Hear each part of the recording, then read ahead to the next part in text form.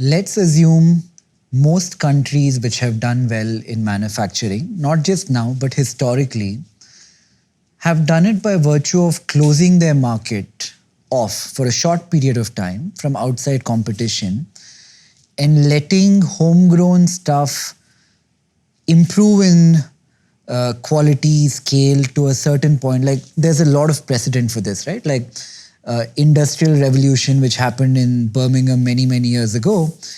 The environment was created by the UK shutting down and not allowing foreign goods in.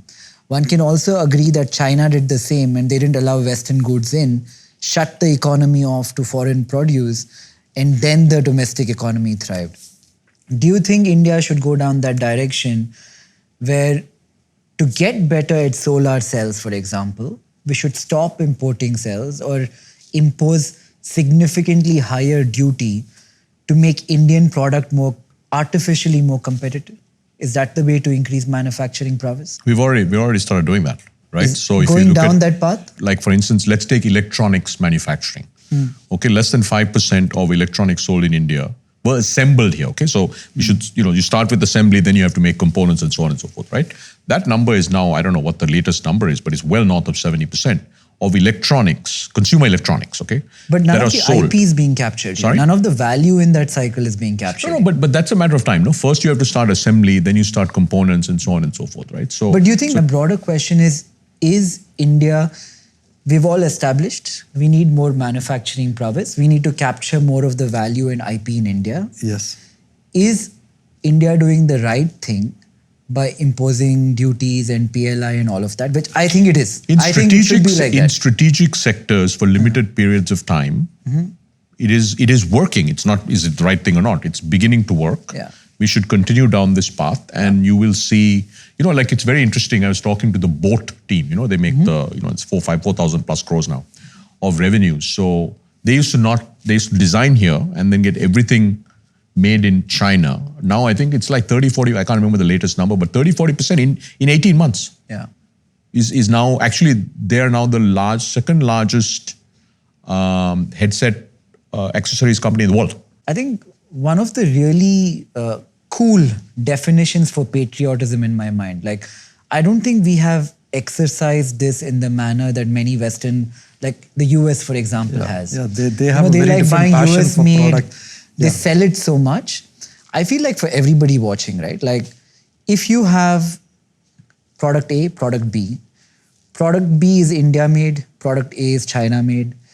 Even if product B is 5% inferior, I think the biggest act of patriotism in a modern capitalistic world today is picking product B or product A. I think that's a really bad strategy. Because you want to win on the best product. Look, boat is number one in their category. But then we're also saying duties are good and PLI is good. No. So basically, look, the duties are like if you don't... See, the duty is to get companies to manufacture here, right? The PLI, if you look at who can benefit from PLI, anybody who wants to come and manufacture here can benefit from PLI, right? Now, of course, some countries in the world are possibly not included in that list, but by and large, you can, right? So, but tell me, if America is doing it, why is it not a bad thing? No, but I think... buy American products. There's one but reason. Americans don't buy... Look at the toy industry, $100 billion worth of Chinese toys. American consumers buy every.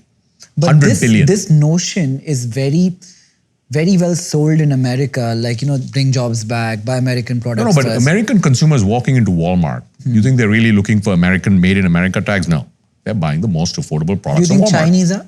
I don't think so. I think consumers around the world want to buy the best products that are the best value I'll tell you for my money. example, like when there used to be Flipkart and Amazon, I'm not talking in the Walmart era Flipkart, I would subconsciously pick Flipkart over Amazon every time. I don't know if many other people did, but... No, they could, but I think what we have shown now, like if you look at a company like Boat, right? Boat went up against all the Chinese accessories companies and won in India, not because of patriotism, not because of price, because they had better product. And I think that's really important, right? But there is something to be said about Indians slightly favoring Indian-owned, Indian-funded, Indian-made products, because that tiny differentiation, I think, will take our manufacturing and our products a long way forward. What is happening, Nikhil, is Indian entrepreneurs have a much better pulse of what Indian consumers want. So I think what we are seeing, which is very, very interesting, is the Indian brands that are winning in India truly have better product. And I think that is what you want, right? Because first we'll build better products. So let's take a company I totally agree with you, but I think there is also something to be said about it is hard to build a better product and compete in an open marketplace. If, say, for example, I'm just using China, I have nothing against them.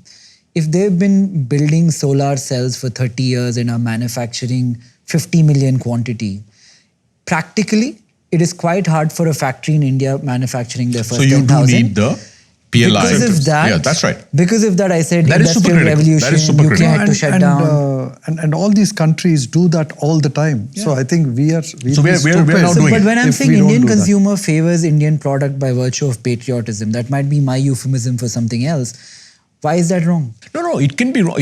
I don't think that is. So the question is, if you take a look at Indian brands, right? Indian brands that are winning, and you ask the question, why are they winning? They're not winning because Indian consumers are picking an Indian brand.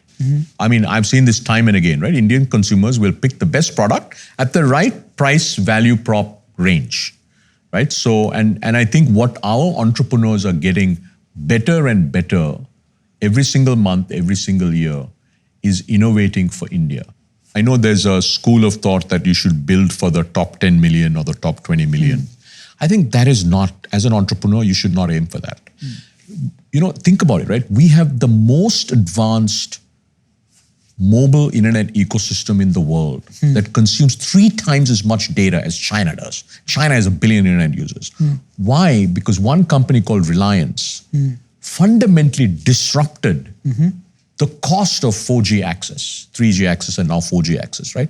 The game, I think, in India is to build for India, but you have to hit the right product price point. Yeah, exactly, right? I think as an ecosystem, we've been very focused on the top 10 million or the top 30 or 40 million. Yeah, sure. Yes, there is a business to be built. Another great statistic is about 560 million people in India have access to a TV set. Yeah, 400 million Indians now pay with UPI.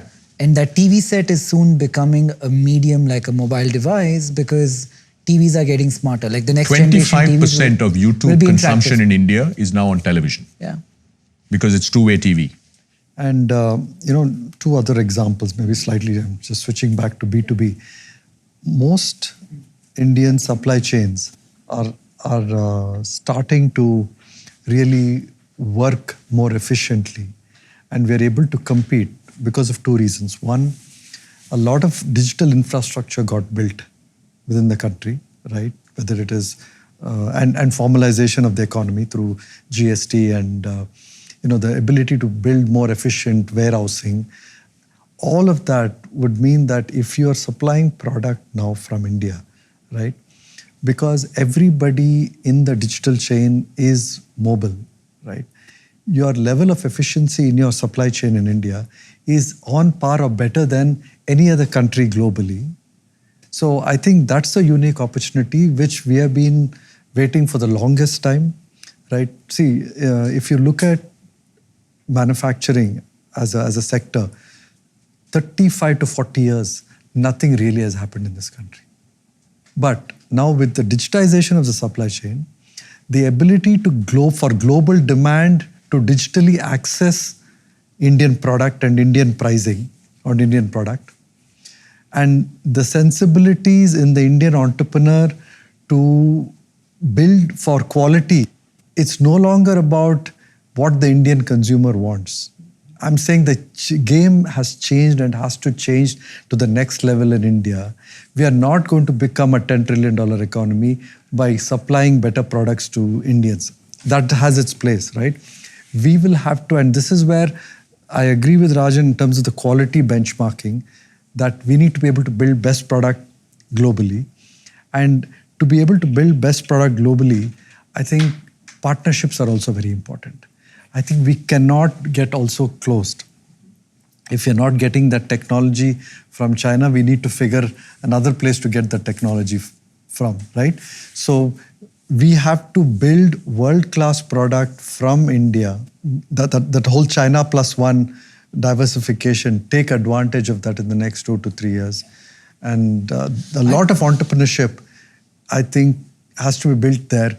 I agree. I think in competition, one unique thing that is happening in India right now, I think the fact that we have stable governance and stable policy making for as long as we have had it, I feel like that in itself has made India so unique to take advantage of the China plus one opportunity, because you look at everything around us. No, but Nikhil, let's add these two. The digitized supply chain and the compute power, real-time compute power across the supply chain with every individual, right? And corporate taxes, which are globally benchmarkable, all of them done by the Modi government in the last 5 years.